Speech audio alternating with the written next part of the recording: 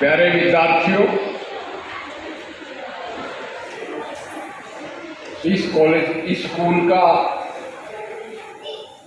Staff, अध्यापकगण, principal साहब और पड़ोस के स्कूलों के आए हुए प्रिंसिपल साहब, गांव वाले, आसपास के गांव से आए हुए सरपंच साहिबान, मैं अपने आप को बड़ा सौभाग्यशाली समझता हूँ कि आज आपके बीच आया और प्राइज डिस्ट्रीब्यूशन का मुझे मौका मिला। वैसे तो मैं खुद एक अध्यापक हूँ, मेडिकल एजुकेशन और अध्यापक का लड़का हूँ। मैं आपसे डिटेल में बात करूँगा।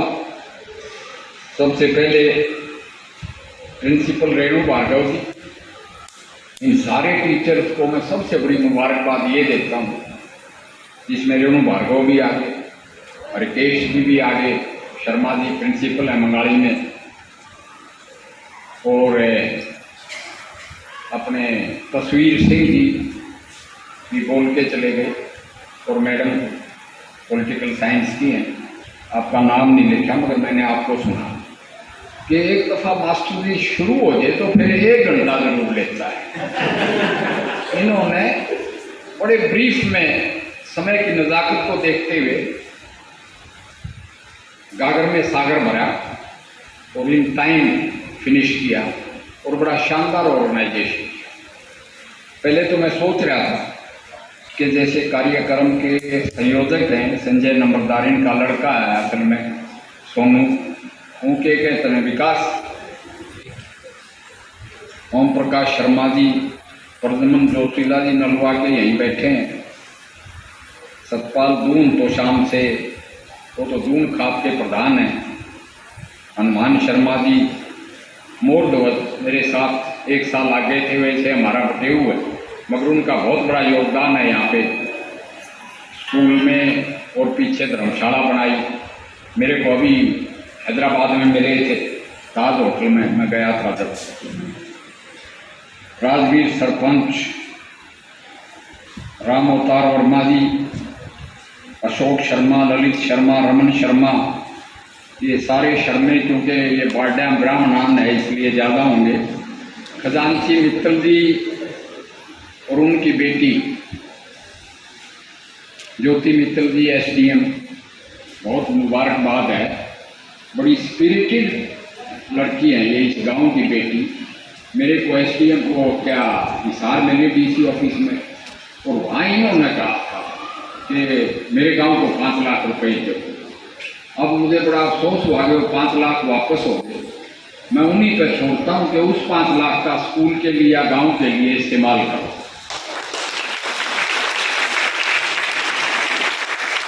जगदीश बरवाड़िया जी,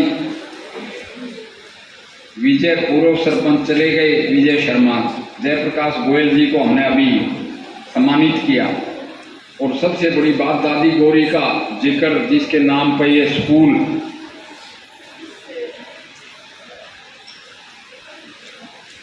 तो और भी बहुत से लोग रह गए होंगे, जैसे नरेंद्र थानेदार बैठा है मेरे साथ ही आया था, नवीन है, सबका नाम नहीं ले सकता, कई फौजी बैठे हैं यहाँ, यानी जगबीर पंगाल तो आमड़कोट के मेरे को ज्ञान है। मैं ये कहता हूँ कि एक स्कूल से हम क्या उम्मीद रखते हैं। पहले तो मैंने प्रिंसिपल साहब को कहा था कि स्कूल फंक्शन बहुत लंबा हो जाएगा, आप गांव वालों को भी यहाँ पे पुरस्कृत कराएंगे या उनका सम्मान कराएंगे, मगर मैं प्रिंसिपल साहब से रजामंद हुआ इस बात में कि कम से कम आसपास के गांव से लड़कियां पढ़ने आती हैं यहाँ, गांव वालों को ये तो ज्ञान रहे कि लड़कियों को क्या पढ़ाया जा रहा है, क्या लड़कियां सुरक्षित हैं और क्या उनकी परफॉर्मेंस है। एक सरपंच तो कह के भी गया कि भैया मैं प्राइज इंस्टीट्यूट करता हूँ, आगे जो बच्चे मेरिट में आएंगे या फर्स्ट आएंगे उनके लिए।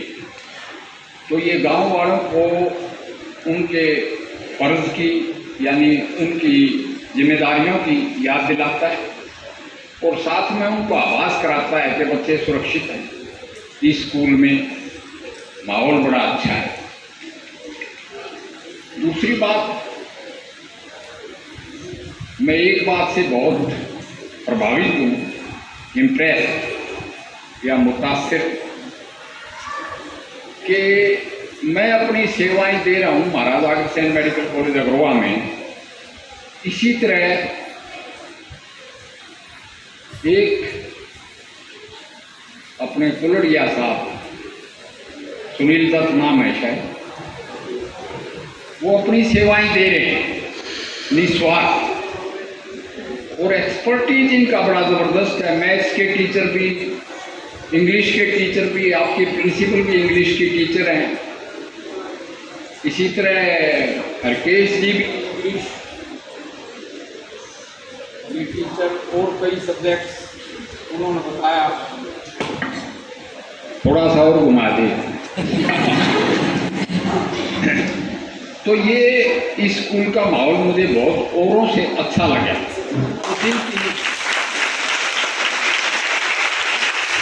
नीयत ठीक हो, वहाँ रिजल्ट्स अच्छे रहेंगे। तो यहाँ के टीचर्स की, प्राध्यापकों की, प्रिंसिपल की और गांव वालों की नीयत अपने बच्चों के लिए जरूर ठीक, तो रिजल्ट बेहतरीन निकलेंगे। एक टीचिंग इंस्टीट्यूशन से पेरेंट्स, समाज और देश ये उम्मीद रखता है, ये आशा करता है कि यहाँ के बच्चे फिजिकली फिट, मेंटली अलर्ट और मोरली अपराइट हों, रेडी टू एक्सेप्ट किसी भी तरह की चुनौतियाँ, यानी ready to accept the challenges to deliver, यानी वो चुनौतियाँ उनके लिए अपॉर्चुनिटी शामिल हों और वो संसार के एक जिम्मेदार नागरिक बने। जैसे कि हमारे प्रधानमंत्री जी कहते हैं कि वसुधैव कुटुंबकम, और फिर पूरे संसार के लिए हमारी जिम्मेदारी हो जाती है।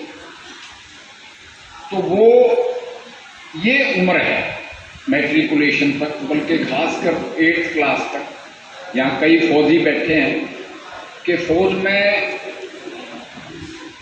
10,000 में से 100 बुलाए जाते हैं रिटर्न पास, और उन 100 में से 4 या 5 का सिलेक्शन होता है। अफसर लाइफ क्वालिटीज देखते हैं, उनके लिए रिक्वायरमेंट्स होती हैं कि भाई ये मुश्किलात में, यानी 20,000 फुट 18,000 फुट पे शाइचिन ग्लेशियर है, उस पे चढ़ के ट्रूप्स को लीड करके क्या अपने एडवर्सरी यानी अपने करीबी दुश्मन को शिकस्त दे सकते हैं, उसको हरा सकते हैं।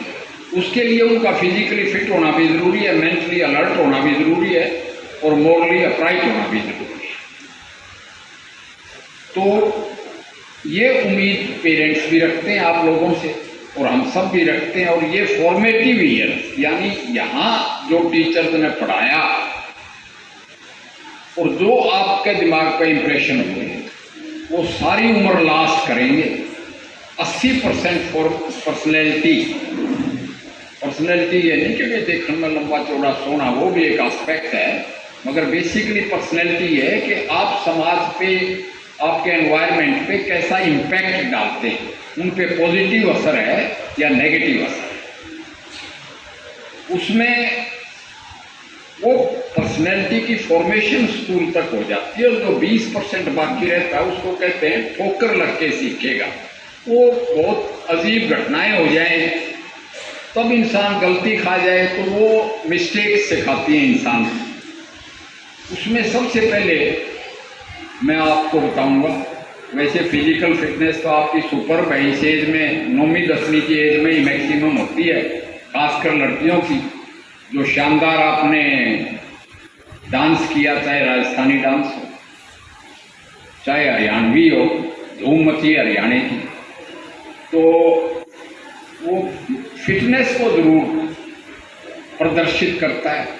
और आप फिट हैं तो आप नशे पतों से बचे रहें।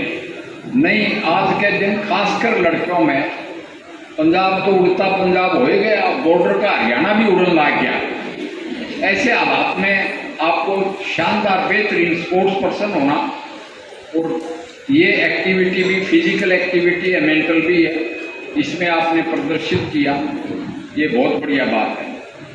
एक एटीट्यूड मैं आज बात करना चाहूँगा आपसे। एटीट्यूड ये है कि आजकल हो गया 2 या 3 बच्चे बस, तो हमारे टाइम में था, अब हो गया 1 बच्चा बस। तो उसमें पेरेंट्स इतने पॉजेसिव हो जाते हैं बच्चों के लिए कि उसको ठीक आगे को भी टीचर का कसूर हो जाएगा। उसमें मैं ये कहूँगा कि फौज से सीखो। ये अमरकोट के बैठे हैं कमाल साहब, यहाँ पे एक 9 जाट का बैठा था, आपने देखा होगा, मैं जाट रेजिमेंट की टोपी पहने हुए था, because I relish that my 5 साल उनके साथ रहा, तो मेरे अच्छे एक्सपीरियंसिस थे फौज के साथ। मैं अभी तक टोपी उन्होंने दे रखी है तो मैं पहने घूमता हूँ। तो when going gets tough, tough get going, ये हमारा प्रिंसिपल है कि ये नहीं, एसी नहीं है। जैसे मेरे मेडिकल कॉलेज में ही आगे सर लाइब्रेरी में कैसे पढ़े, एसी नहीं काम कर रहा, मैंने एसी लगवा दिया, बोला यो पूरा इफेक्ट नहीं दे रहा, मैंने जाके बैठा है तो खूब इफेक्ट है, फिर भी कंप्लेंट करी लड़कियां। तो मैं बोला फिर थोड़ा बतेरे दूर पेड़ है, यहाँ पे पेड़ के नीचे बैठ के पड़ गया, उससे नेचुरल कुछ है ही नहीं। तो इसी तरह when going gets tough, tough get going का मतलब यही है कि ये टैंक में बैठा है, लामा फौजी है बंगाल, तो टैंक में देखो कितनी गर्मी होती है। पहले तो बैटल इनोकुलेशन के लिए फौजियों को तो खूब तपता धूप होगी। मैंने भी जाट रेजिमेंट में 2nd जाट में था, 52 डिग्री सेंटीग्रेड टेम्परेचर चला जाता है महाजन रेंजेस में, मगर वहाँ ये कहते हैं कि भाई सख्त से सख्त आप कंडीशन में काम करोगे तो आप सख्त ध्यान रखोगे। इसी तरह लड़कियों की सेफ्टी के बारे में बताया, तो एडवर्स कंडीशन में भी रहना सीखो, एटलीस्ट अपना दिमाग बनाओ। दूसरी बात, ठंडे से ठंडा मैं आपको बताना चाहूँगा, शिवा चौहान है, कैप्टन शिवा चौहान, वो शाइचिन ग्लेशियर पर पोस्ट होने वाली पहली महिला। शाइचिन ग्लेशियर वो है जो 18,000 फीट, यानी गर्मियों में भी वहाँ -20 से -40 डिग्री सेंटीग्रेड टेम्परेचर रहता है, उस सर्दी को भी बर्दाश्त करने की ताकत रखती। तीसरी बात, मैं खुद तो फौजी हूँ, मेरे 3 भाई फौज में थे और मेरे बच्चे भी सारे फौज में। फौजी में मेरे को यहाँ आए, मैं आपका एटीट्यूड, क्योंकि कुछ आप में से ज्योति मित्र की तरह से HCS भी बनेंगे, लड़कियाँ IAS भी बनी हैं, फर्स्ट भी आई हैं, मगर एटीट्यूड क्या कि जी मेरी बदली करा दो। बदली कहाँ गई? बोला बस बदलनी पड़ती है, इसलिए डायरेक्ट या स्कूल में घर ही करा दो। मैं बोला सारे तो घर नहीं हो सकते, मेरी तो मेवात बदली होगी, वहाँ क्यों कर जाते? ये बहुत गलत एटीट्यूड है। मैं कहा मेरे से देख, मेरा अकेला लड़का पहले तो बैठ के द्रास, जो दुनिया में सबसे ज़्यादा ठंडी हवा वहाँ चलती है, करगिल से ऊपर है, और अब जहाँ सिक्किम में अवलांच आ रहे थे वहाँ बैठा है 18,000 फीट की ऊंचाई पर। हमारा कोई दिल नहीं काम था कि थोड़ा टिक बैठा है। दिल काम में तो मैंने मेरी वाइफ को कहा था फौज में जान, अगर दिल कामना है तो फौज में ना जान। तो इस तरह का रवैया बनाओ कि भाई आपसे भी लोग एडवर्स कंडीशन में हैं। कल्पना चावला तो अंतरिक्ष में ही गई थी and she didn't come back. फिर ये जितने फौजी हैं, पहले तो अंग्रेज के वक्त में तो इनको सारी दुनिया में घुमाते थे, अब भी घूमते। और फिर ऐसे लोग व्यापार में भी हैं, ये यहाँ बैठे थे, मैं प्रदमन जोशीले से बोल रहा था, भाई वो केस होता है भाई, हम सारे इस पे बाटा ब्राह्मण पे झुक रहे, ब्राह्मण के जादू कर रखा है। मैं बोला सर और तो कोई बात नहीं, जादू यो है कि इन पे पीछे बहुत हैं, बोला कोई ट्रांसपोर्ट में है, कोई कहीं है, किसी गौशाला में यही चंदा देते हैं। स्कूल बनवा दिया, वर्मा ने स्कूल ये हाल बनवा दिया। तो ये एटीट्यूड तो बहुत बढ़िया है।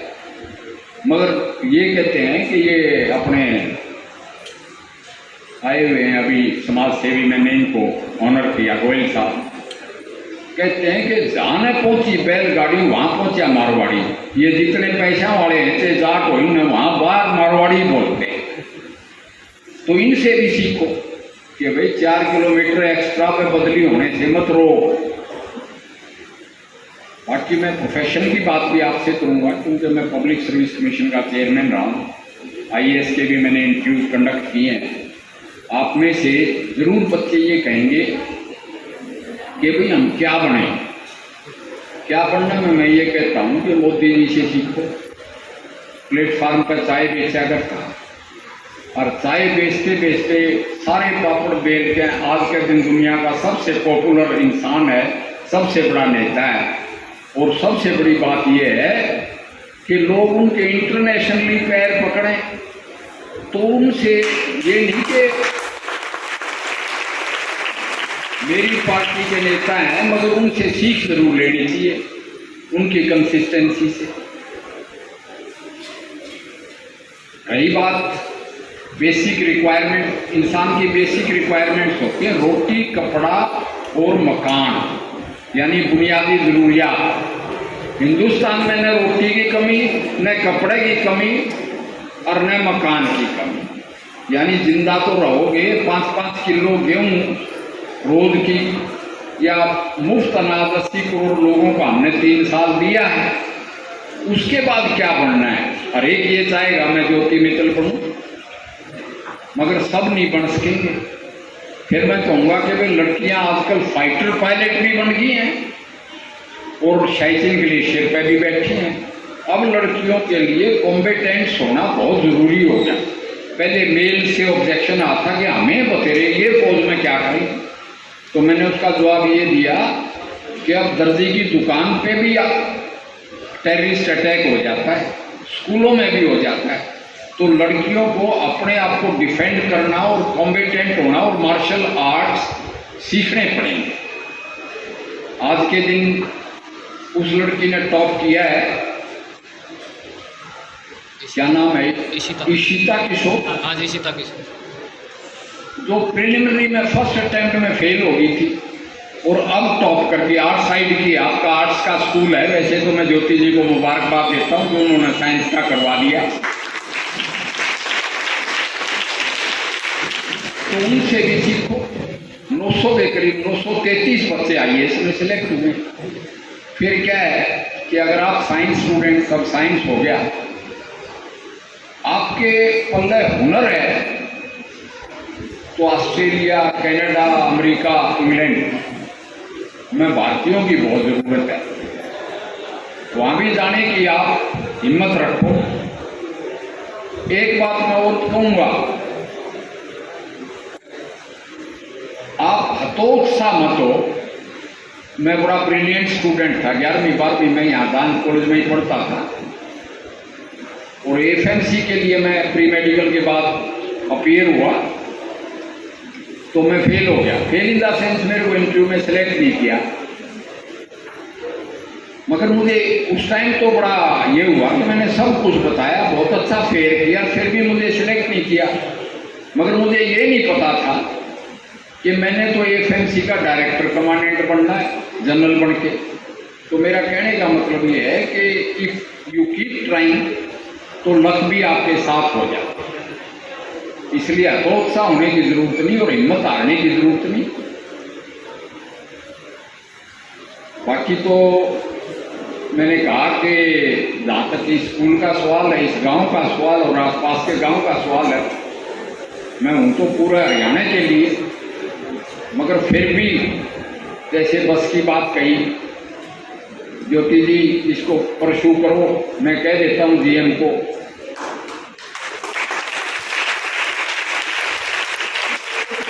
एक पार्क की बात कर रहे थे, पार्क का भी मैं, क्योंकि आजकल एक चीज़ अपलोड करनी होती है ग्राम दर्शन पोर्टल पर, पंचायत का रेजोल्यूशन कराओ, अपलोड कराओ, फिर मैं मिलूंगा चीफ मिनिस्टर से। फर्स्ट को बुलाया ऐसी डेवलपमेंट एक्टिविटीज़ के लिए। एक मैं इंदर सेन जी का जरूर जिक्र करूंगा।